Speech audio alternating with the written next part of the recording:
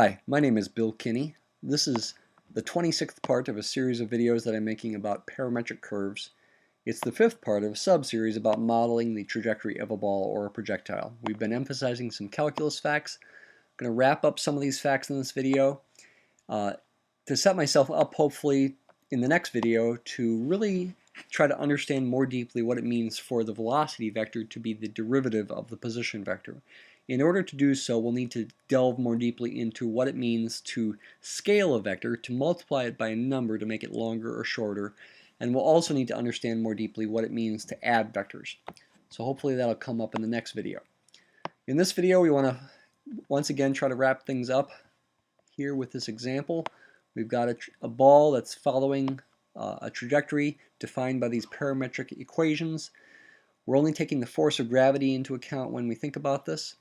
We've been using Mathematica to create some graphs. In particular, we focused recently on the graph of dist of t, which gives the distance traveled from time 0 to time t, and speed of t, which gives the instantaneous speed at time t. We also want to answer these questions: how long is the ball in the air, where does it hit the ground, what's its maximum height, how far does it go, and its maximum and minimum speeds. Here were the functions that we entered. Let you take a look at those right here. And then we used this code down here to draw graphs of what was going on. The motion of the ball is in the upper left corner as it follows a parabolic path.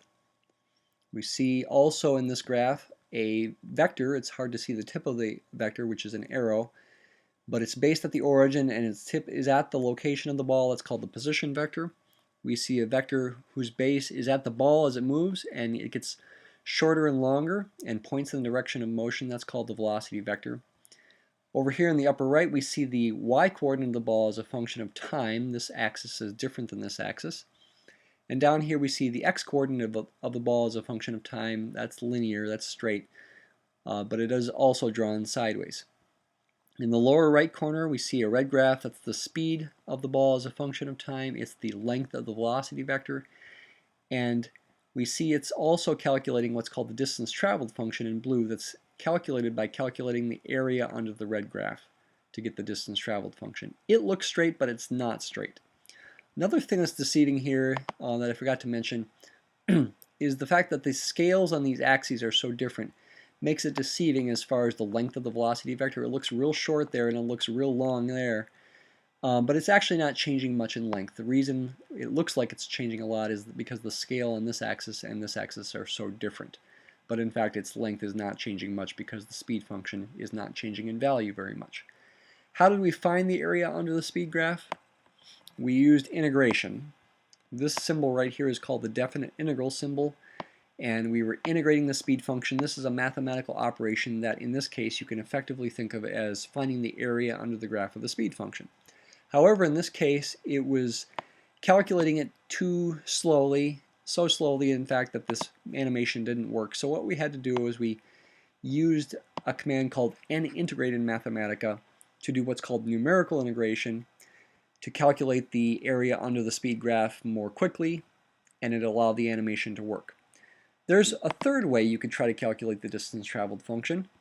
You could use what's called an indefinite integral symbol to calculate what's called an antiderivative or an antiderivative, whichever you prefer, of the speed function. What does that mean? It means we're after a function whose derivative is the speed function. And if you recall back to our series about straight line motion, the derivative of the distance traveled function was the speed function. That's how we defined the speed function back then. Therefore, it should make some sense that an antiderivative of the speed function should be the distance traveled function. We do get an answer here when we integrate this. It's a complicated function, definitely not linear. We've got a linear part multiplied times a square root there. And look at this, we've got, what kind of function is that? Hyperbolic arc sine. Probably most of you have never heard of that before. It's a fancy kind of logarithm, actually. If you've ever heard of hyperbolic functions, they're fancy kinds of exponential functions. And therefore this one's kind of a logarithm. It's an inverse function of the hyperbolic sine function. Is it the distance traveled function? Well, not exactly. In fact, I can emphasize this by giving it a name. I'll call it a of t. And we get extra accuracy there when we copy and paste. Dist of 0 we know is 0. Is this function 0 when t is 0? The answer is no. However, it is a the distance traveled up to adding a constant. Therefore, if we add 64.0802898 to this, we will effectively get the distance traveled function, and I can call it dist of t. It's an approximation, but effectively this is 0 at time 0, and it is an antiderivative of the speed function, and its graph is going to look basically the same as the one before. Okay, and once again, this blue graph looks straight. Is it straight? Well, no. Let me do something to emphasize that it's not straight. Let me add a little bit more to the graph. I'm going to make another plot. This time I'm going to make a plot of the tangent line to the blue graph at each point in time. The slope of the tangent line is the speed of b.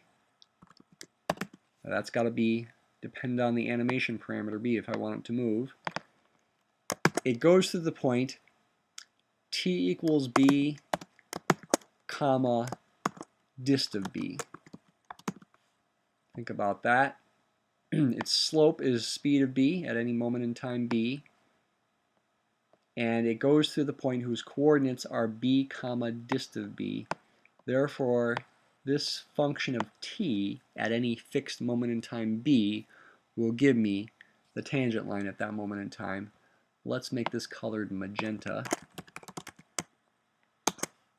and we will see that it's the tangent line at that moment in time. It's straight, and it is changing. Look at that. Look in the lower right corner. That graph, that magenta colored line is not exactly the same as the blue. It follows it very closely, but you can see now it is changing. That's emphasizing that the blue curve is a curve. It's not a straight line. The distance traveled function is not a straight line. Can we try to answer some of these other questions here? Sure. We know how long it's in the air. We've answered that before. That's 4 seconds. We know where it hits the ground, 120 meters to the right of where it started. We know how far it travels horizontally. That's 120 meters. What we haven't figured out is the total distance it travels and the maximum and minimum speeds. The speed function is minimized when its derivative is 0, which does occur at 2. If you take the derivative of the speed function, you get this function, which measures the slope of the speed graph, which was in red. It's minimized where it's equal to 0, because that's where the tangent line is going to be horizontal, and that's going to occur at 2. As we were guessing before, speed prime of 2 is 0.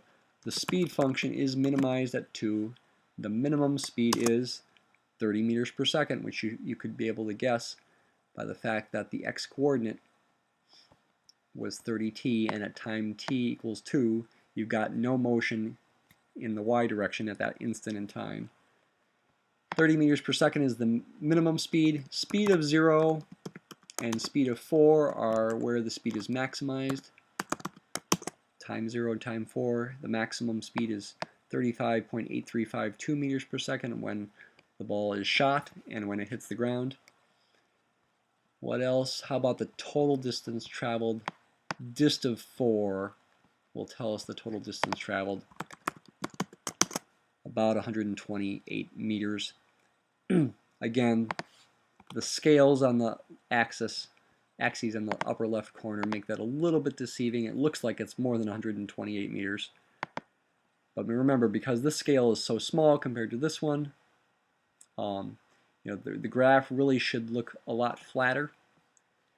And therefore, because it's going to really look a lot flatter if you made the scales the same, it really doesn't travel that much more than 120 meters. It travels about 128 meters. With that, I'll end this video. In the next video, we'll get into more detail about velocity vectors being the derivative of position vectors.